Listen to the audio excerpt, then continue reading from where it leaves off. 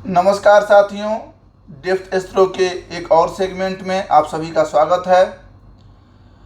आज हम लोग जो राशि क्रम में प्रत्येक राशियों के बारे में जान रहे हैं, उनके लक्षण क्या हैं, उनका स्वभाव क्या है, वो हमारे जीवन पे अपना प्रभाव कैसे छोड़ती हैं, उनके उपाय क्या हैं, उनके रत्न क्या हैं, क्या वह स्वतंत्र रूप से अपना प्रभाव डालती हैं या फिर अन्य ग्रहों की भी उसमें युति होती है। इस ग्रह क्रम में आज चौथा राशि जो है कर्क राशि है। चूँकि इसके पहले की जो भी राशियां हैं, मेष, वृष या मिथुन, इनको आप जा कर के चैनल पे देख सकते हैं। आज क्रम में कर्क राशि के विषय में हम जानेंगे। जैसा कि हम लोगों ने पहले जाना है कि 360 डिग्री का ये टोटल जो है इंटायर जो है भूचक्र होता है, जो हमारा खगोल मंडल है, यानी हमारे सोलर सिस्टम के बाहर से जो एक नक्षत्रों की विशेष आकृतियां बनती हैं, जिन्हें हम राशि कहते हैं, और उन राशियों के भी छोटे छोटे भाग करके नक्षत्र बनाए जाते हैं। उन नक्षत्रों के भी और छोटे छोटे भाग करके चरण बना दिए जाते हैं।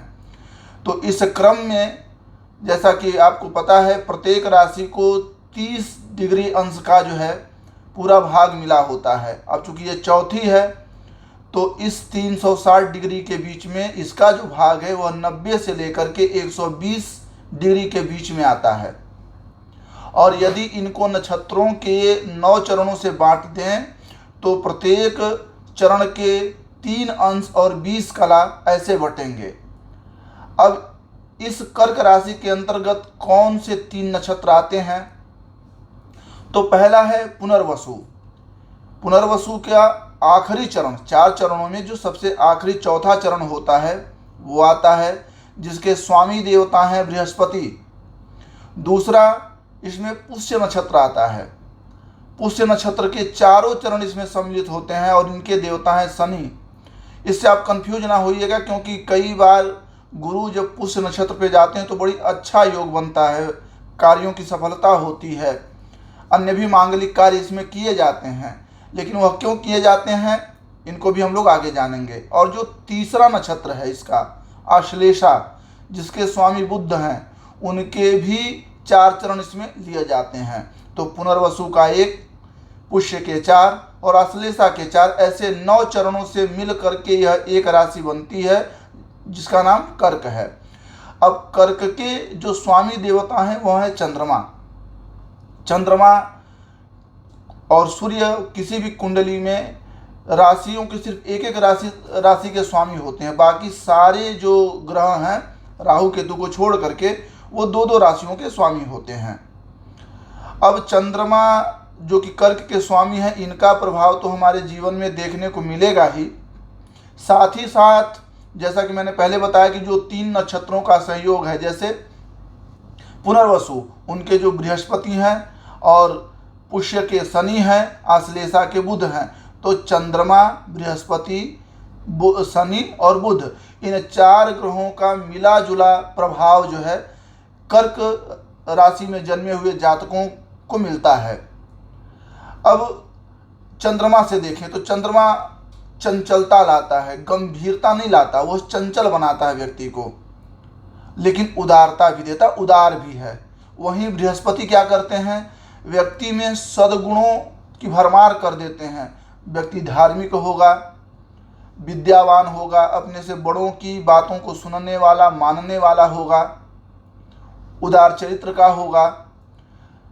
दूसरे जो शनि हैं, शनि से कई बार तो चोरी के भी योग देखे जाते हैं, लेकिन ध्यान रहे कि शनि ही स्पिरिचुअलिटी में यदि कोई बहुत ऊपर तक पहुंचता है, आध्यात्मिकता किसी की अगर बड़ी उच्च लेवल पर जाती है, तो वह शनि ही वहाँ कारक होता है। कुंडली में प्राय ऐसा देखा गया है कि जब अभी शनि और गुरु की युति होती है या एक दूसरे की राशियों में यह परिवर्तित हो रहे होते हैं, स्थान परिवर्तन कर रहे होते हैं, तो यह संन्यास योग बनाते हैं, यति योग इसे कहा जाता है, वह यति बना देते हैं। तो शनि से अगर प्रभाव देखा जाए तो शनि का प्रभाव हमारे जीवन में दीर्घायु बनाता है और एक तरीके से बड़ा ही धीर गंभीर सोचने वाला व्यक्ति बनाता है। धीर और गंभीर का स्वभाव गुरु देते हैं, लेकिन डीपली थिंकिंग जो होती है, जो थॉट प्रोसेस बड़ा डीप होता है जिनका, वह शनि ही देते हैं। और चौथे जो कि बुध हैं, बुध से क्या आती है व्यक्ति के अंदर, तो बुध से दूसरों की सहायता करने का भाव आता है। दूसरों के प्रति व्यक्ति सदैव समर्पित रहता है, हमेशा उसका समर्पण प्राप्त होता है, यह बुध देता है। अब देखिए कितना कॉन्ट्राडिक्शन है इन सब के बीच में। जहाँ चंद्रमा आपको चंचल बना रहा है, पेशेंसलेस बना रहा है, क्योंकि चंद्रमा का ये स्वभाव है, वहीं गुरु और बृहस्पति गंभीर बना रहे हैं, स्थिर बना रहे हैं। जहाँ चंद्रमा उदार चरित्र दे रहा है, वहीं शनि चोरी की भावना दे रहे हैं। अब इन सब में जो सबसे बलवान होगा, जो ग्रह सबसे कुंडली में ज़्यादा बलवान होगा, मतलब स्वराशिगत है, अपने मूल त्रिकोण का है, अपने मित्र राशि की भाव में बैठा हुआ है, या पूरी तरीके से संपूर्ण डिग्री लेकर के बैठा हुआ है, वही ग्रह इस राशि का सबसे ज़्यादा प्रभाव देगा। चंद्रमा अपने स्वभाव से, कर्क का जो स्वामी है चंद्रमा, वो अपने स्वभाव से जलीय राशि है, मतलब इसका जो अर्थ एलिमेंट है, पृथ्वी तत्व जो है वह जल का है, जल से संबंधित है। कर्क को इंग्लिश में कैंसर कहते हैं, लेकिन हमारे हिंदी में यह जो कर्क है, कर्क का मतलब होता है केकड़ा। यह राशि पूर्व दिशा से उदित तो होती है, लेकिन अपने पिछले भाग से उदित होती है, आगे के भाग से उदित नहीं होती है, पिछले भाग से यह उदित होती है। और लगभग 2 घंटे से ज़्यादा का इसका अवधिकाल समय होता है पूरी तरीके से। अब कर्क जो है जल की स्वामी तो है, जल में रहने वाला तो है, लेकिन व्यक्ति के जीवन में मैंने जैसा कि बताया, ग्रहों के चलते थोड़ा कंट्राडिक्शन आ जाएगा। बहुत बार आपने देखा होगा किसी की कर्क राशि है, लेकिन उसका स्वभाव इससे मैच नहीं खा रहा, तो उसका कारण है कि कोई दूसरा नक्षत्र इस पर प्रभावी है। इसीलिए जन्माक्षर चुना जाता है कि किस अक्षर से आपका नाम हो। तो यदि आप जब कभी भी अपनी कुंडली को दिखाने जाते हैं और जन्माक्षर आपके साथ है, तो बड़ी सटीक गणना हो सकती है, क्योंकि एक राशि के मध्य में 9 अक्षर आएंगे, 9 चरणों के 9 अक्षर आएंगे, तो इस पर भी विशेष ध्यान दें। अच्छा, कर्क राशि हमारे शरीर में किन स्थानों की स्वामिनी है, तो इसमें इसके पहले वाली मिथुन राशि के भी कुछ भाव बचे हुए हैं। जैसे पुनर्वसु नक्षत्र के 3 चरण, पहले के 3 चरण वह मिथुन में चले जाते हैं, तो आखिरी चौथा चरण चंद्रमा में आता है। तो जाहिर सी बात है कि उनका भी कुछ स्वभाव ये लेगी। जैसे सांस की क्रियाएं जहां आपका मिथुन देख रहा होता है, वहीं कर्क राशि आपकी ये जो भोजन नली है इसका स्वामित्व करती है। साथ ही साथ आपके लंग्स का जो फेफड़े हैं उनका स्वामित्व करती है। इसके साथ आपकी जो पेनक्रियाज हैं, डायग्राम है, इन सब का निस्तारण यदि कोई करता है, इन सब का स्वामी कोई होता है, तो वह कर्क राशि होती है। यदि यहाँ कहीं भी आपको परेशानी है, तो आप यह निश्चित जानिए कि यह कर्क राशि का प्रभाव है। जब मानव अपने इवोल्यूशन टाइम में था, तो बताया जाता है कि लगभग प्रतिदिन वह 120 किलोमीटर तक दौड़ता था। वो अपने शिकार को थका देता था, इतना दौड़ता था। कारण क्या है कि ये जो पेनक्रियाज है, इसका कोई व्यायाम लगभग हम करते ही नहीं हैं, ज़्यादातर बैठ करके करने का काम है। तो इससे शरीर में परिवर्तन क्या आएगा? देखिए, ये सारी चीज़ें विज्ञान से जुड़ी हुई हैं।